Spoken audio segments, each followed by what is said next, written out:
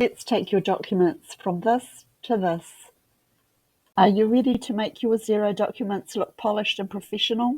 It's quick and easy and makes a big impact on how your business is presented. Let's dive in and get your logo front and center where it belongs. Once added, your logo will appear not only on PDF copies of invoices, but also on emails sent to clients.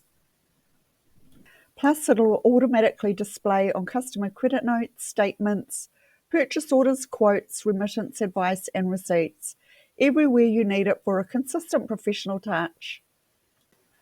When the logo is presented on an online or PDF copy of a transaction or in an email, Xero might automatically scale down the size of the logo to fit the required space. To add a logo with a specific size, you'll need to use an advanced invoice template. I will be covering this in an upcoming tutorial, so please subscribe and set the notification bell so you can be notified when it is released. So let's go ahead and upload our logo. Click on your business and settings, organisation details, upload logo,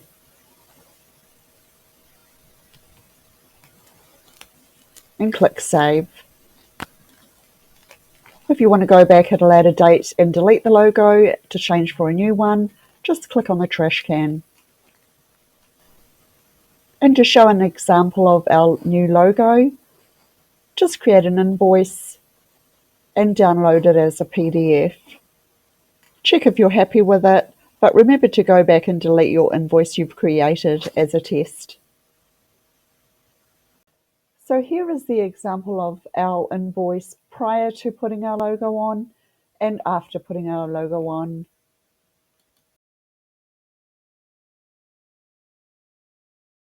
Xero recommends you prepare your logo image for best results using the following.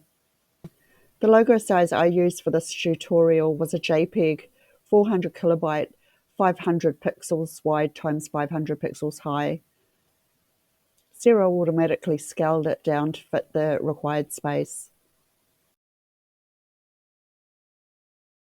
Do note though, with the standard invoice template, the new logo may not display in the email version of the invoice.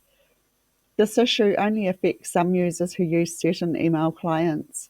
The logo displays correctly in the online or PDF version of the invoice.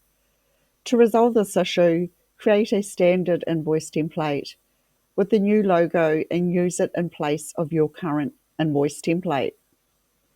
I will be covering how to create a standard invoice template in an upcoming tutorial, so please remember to subscribe. And that brings us to the end of this tutorial. I'd love to know your thoughts, so please let me know in the comments. And if there is anything you would like me to cover in future tutorials, leave that in the comment too. Thank you for watching and see you next time.